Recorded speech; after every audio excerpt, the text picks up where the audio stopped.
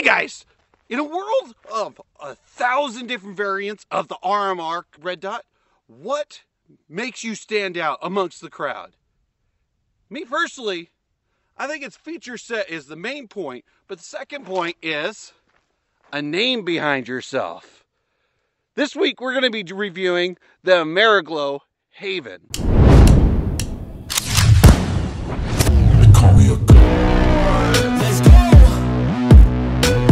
Hey guys, it's Gundeedy here, and this week we're going to review something a little different than we normally do.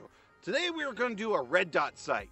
And yes, I have done red dot sights in the past, but it's been a minute, and I feel like you guys would appreciate what I have going today. In the world of red dot sights, especially for pistols, there's about 1 billion different variations nowadays. You can get them from Amazon for like 30 bucks now.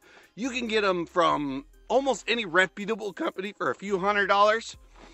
So what is it that makes the gun or the red dot stand out amongst the huge crowd of red dots that are out there?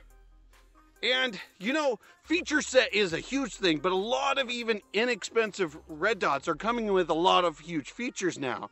So in order to stand out nowadays, I think you need a reputable name behind you. And today's red dot definitely meets that standing.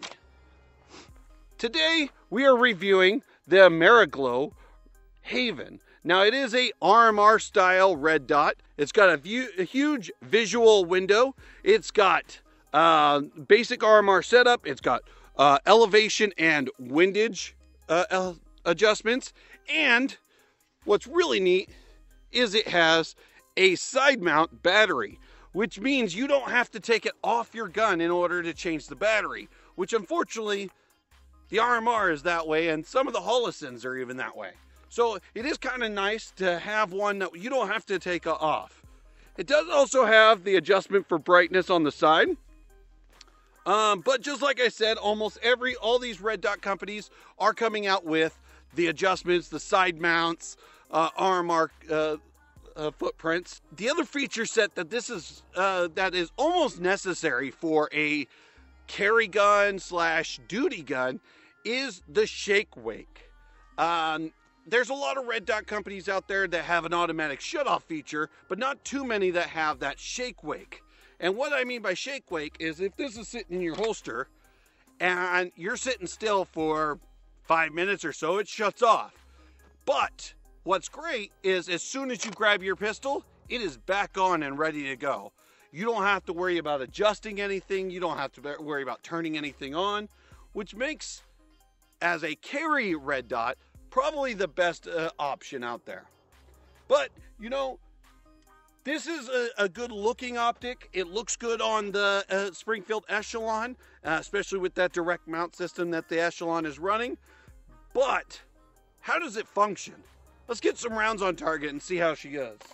Just like always, first and foremost, guys, eyes and ear protection.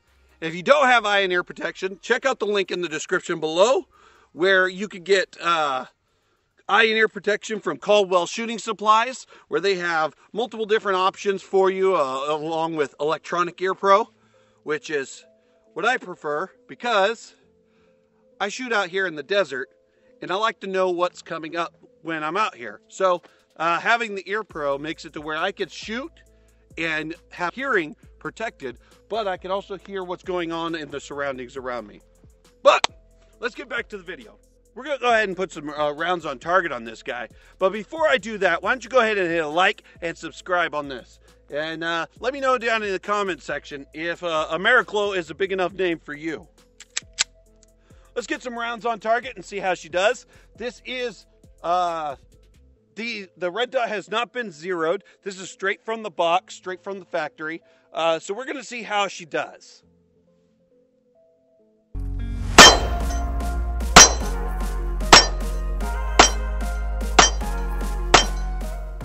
All right, she's pretty close to defensible zero from here. Now, I say defensible zero because it's not an actual zero. If you get a red dot, I highly suggest you get it out there, put it on paper, and actually zero your red dot. Because when you take it out to distance, that's where it's going to show that you're not zeroed or not. Right now I am only about 15 feet from the target, so it's fairly simple to get a reasonable zero from here. But if I stretch this out to say 50 yards, the zeroing that comes from the factory will definitely display real quick what's wrong with this. This red dot is pretty nice so far. It's pretty close to zero. I do have it on a Springfield Echelon, so the sights are already co-witnessing through it. So I can see a pretty close zero approximation just by lining up my actual sights to the target, and see that the red dot is just floating right above my front sight post, which is kind of nice. Granted, I do need to get it on paper and zero it a little bit finer, but for what it is, it's pretty nice. Let's go ahead and get some more rounds on it and see how we feel.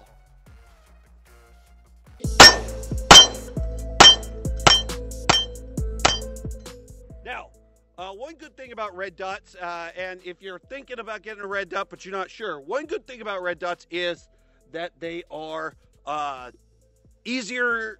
They're a little bit of a harder thing to get used to, but once you get used to it, it's actually quicker than standard iron sights. And the reason for that is you only have one item to line up to your sight. You only have that one red dot. Once you have it zeroed, you put that red dot on the target and you're ready to go. That's why a lot of competition shooters use red dots.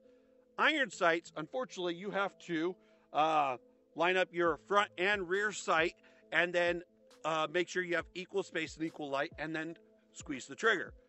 Once you have a red dot zeroed, it's pretty quick, pretty easy to get right on target and get shots quick. On the new side of the market, it's kind of on the pricey side. It's ranging right around the same price range as the Holosun 507, or it's not quite RMR prices, but it is pretty close. On the used side of the market, though, that's where this thing prevails. Because it's not as popular of a red dot as the RMR or the 507C or even the Vortex Viper, not a lot of people are asking a whole lot of money for these guys. So you can get on the used market and get this for fairly cheap. So definitely something to check out. Let's go ahead and finish this mag. All right, last round. Now, one thing that you need to know about red dots is when you're shooting from a pistol, your ejection pattern will nick the glass. It's gonna happen. Unfortunately, it will happen. So far, I'm not seeing any scrapes or scratches on the glass on this guy. So either my ejection pattern is avoiding the glass for now, or the glass is actually pretty sturdy. We're gonna have to definitely put some more rounds on this guy and make sure. But let's see how she does rapid fire.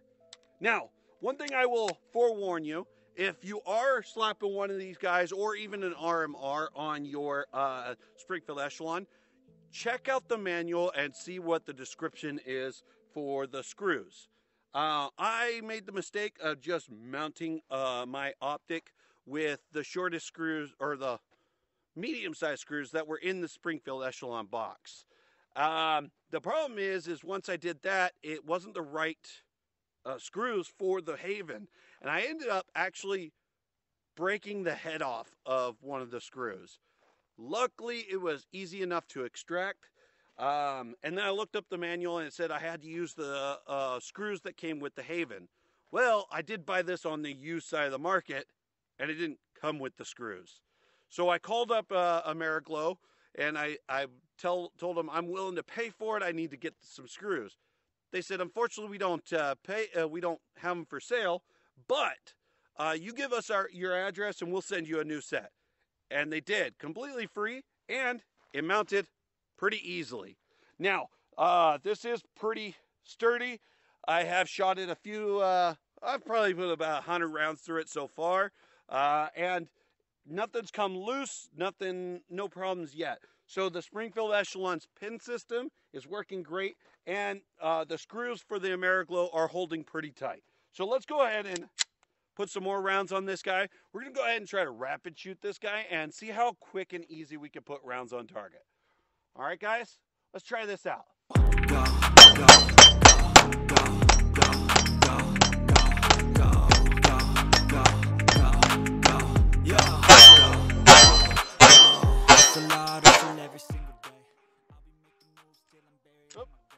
All right, so I rode that slide stop. That's what I tend to do. But yeah, this is a nice little optic. We'll have to do some definite torture tests with this guy down the road, mainly because this is a duty gun, and I want to know that this optic is a duty optic. The best way to do that is to do some torture tests. So definitely something coming down the road with this guy. We're gonna do a little torture test. I'm not gonna go crazy with it, but your standard, like dropping it from shooting height or waist height, and smacking it against the table for a rack, things like that. But definitely stay tuned. We'll do some torture tests for this guy, and we'll see. But my final first thoughts of the Ameriglo Haven, it's a nice little red dot. It's a nice little alternative to RMR or Holosun. And Ameriglo is a big name company who has been making sights for quite a long time. So you're going to get good quality, good insurance. You're going to get good warranty with this guy. And, you know, it direct mounts to RMR, so you can't complain about that. It's a nice little optic, and I think definitely something you should check out. If you ever get a chance, check out the Ameriglo Haven. All right, guys, if you like that video, go ahead and hit a like and subscribe. Let me know down in the comment section if you would get the Ameriglo Haven for yourself. And if with the sea of RMRs, is this a good option, or would you choose something else? Let me know in the comment section. Guys, also I have a bunch of affiliate links down in the description. Check them out. Get some optics from Primary Arms, or, you know, get some shooting supplies from Caldwell Shooting Supplies. Or if you need magazines, I have magazines in the description below in Gun Mag Warehouse. All right, guys, this is Gun Didi, and I'll see you for the next one. I got a God complex. Haters love to hate, but I never feel pressed. Got a lot on my plate, but I never get stressed. I'll take all the pressure like I'm acing this test. And like a damn Freemason, I'll run this nation. They call me a